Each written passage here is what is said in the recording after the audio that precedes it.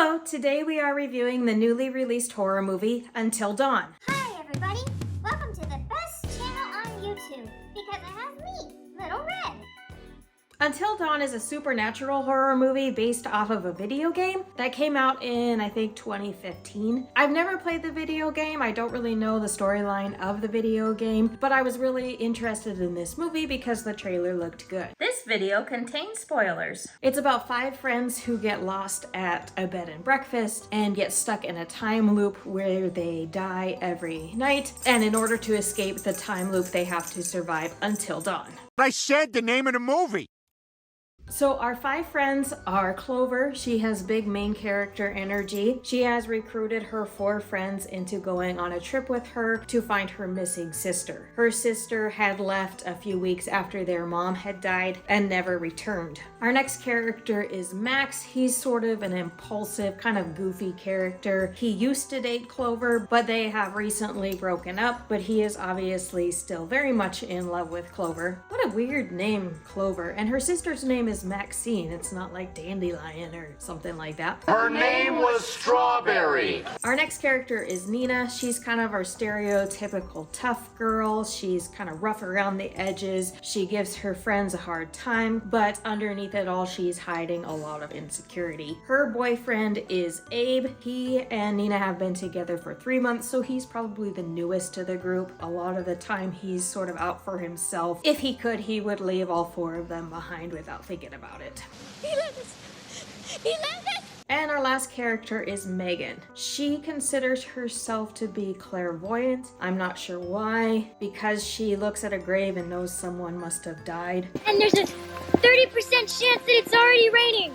She's kind of the punching bag of the group. She just seems like the character that's there for the horror movie to beat up on. She has a few deaths that are way more graphic than the rest of them. She's kind of a plot device to figure out the narrative of the movie. I did appreciate that at the end the friends were definitely not willing to leave her behind. She didn't become a completely disposable character, but at first I was pretty uncomfortable with it. So the movie opens with Clover and her friends. They are at their last place to look for her sister. It's really unclear what her sister was doing, where she was going. There is a flashback where she says she's going to school, but somehow she ends up in a bed and breakfast in the middle of nowhere. It's kind of weird. She had sent Clover a video of her in front of a gas station, and that seems to be the last video Clover ever received from her sister. So I'm not sure why this gas station was the last place they decided to stop, but it's all just a plot device to get them to this bed and breakfast. While they're at this stop, Clover goes inside and talks to the store manager. He warns them about going up the road to this abandoned mining town because people go missing there all the time. I'll tell you one thing. You don't want to go down that road. So obviously her sister's missing. That's where she decides to take her friends. While driving down the road, they find themselves in the middle of a terrible storm. All of a sudden they break through the storm into this clear area in front of this bed and breakfast.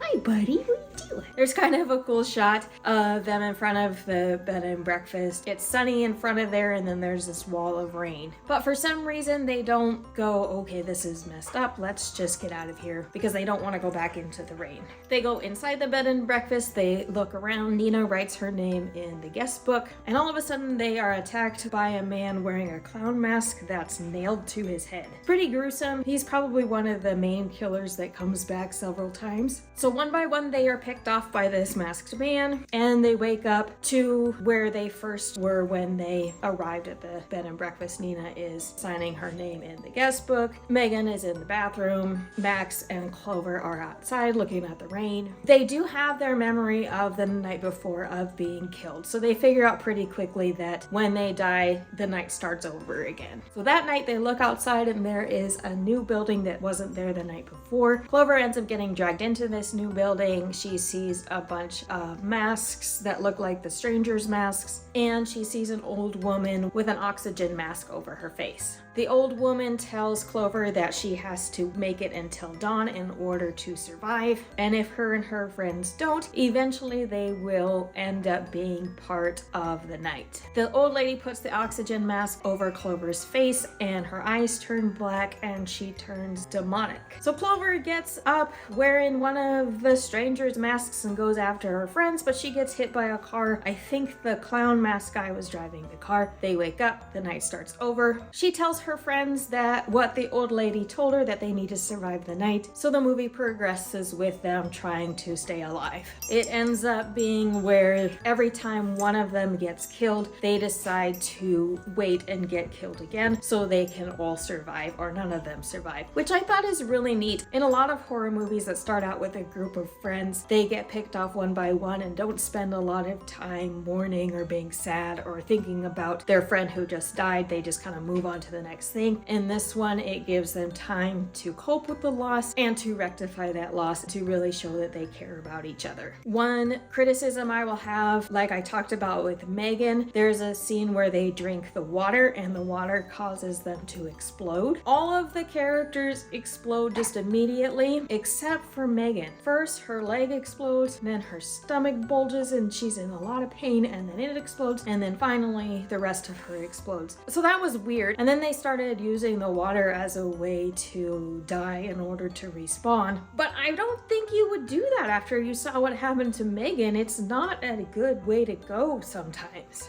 There's also a psychiatrist who has something to do with the mining town, and he's the one like running this experiment. He knows about the regeneration and the time loop, and he's using it to turn all the people that come to the bed and breakfast into what he calls Wendigos. I didn't like that they used the term Wendigo because Wendigos have a very specific lore and a specific look. They're very tall. They usually are portrayed with antlers. In this movie, they're just basic fast zombies. It also says that most of the people who've come there haven't survived more than 11 nights, and eventually they all turn into these Wendigos or zombies. Clover ends up finding her sister, who is one of these creatures, but the 5 friends end up making it 13 nights, and it's unclear why. They show like a few of them sort of slowly changing into these things, especially Megan. She's growing new teeth. She's always got more bruising and more discolor to her face. But by the 13th night, she's still okay. She doesn't seem to be that close to becoming one of those things. So it's really unclear how fast it works, why they're all surviving for longer than the rest of the people.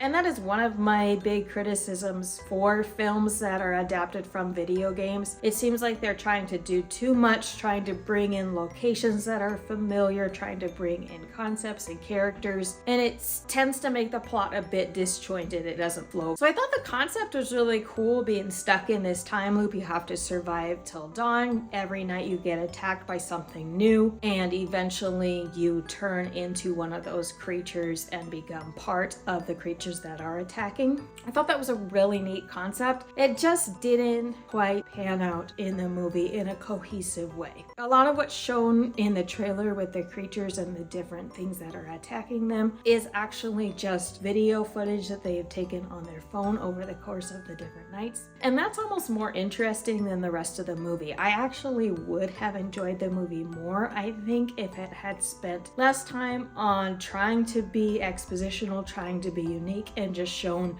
the different kills over the different nights and the different monsters. It's also unclear why there are different monsters besides the zombie type creatures. I guess in this time loop area, those creatures were already there, and the psychiatrist is just adding to them by turning the humans into those other creatures. But that's just me like speculating. It's not really explained very well. One big positive of this movie though is the ending. It did try to say that it was a metaphor for Clover's mental health and depression after her mother died and her sister left. But unlike Smile 1 and Smile 2, which go to a complete nihilistic ending, ending. This movie actually does show all 5 characters escaping, lifting each other up, and carrying each other out of the situation. They do make it through the night. It is a happy ending. And I really appreciated that. I feel like if you're going to do a movie that's a metaphor for mental health and depression, the feeling of not wanting to be alive anymore, it can be a bit problematic to do the nihilistic ending where the person ends up unaliving themselves. So while Smile 1 and Smile 2 are much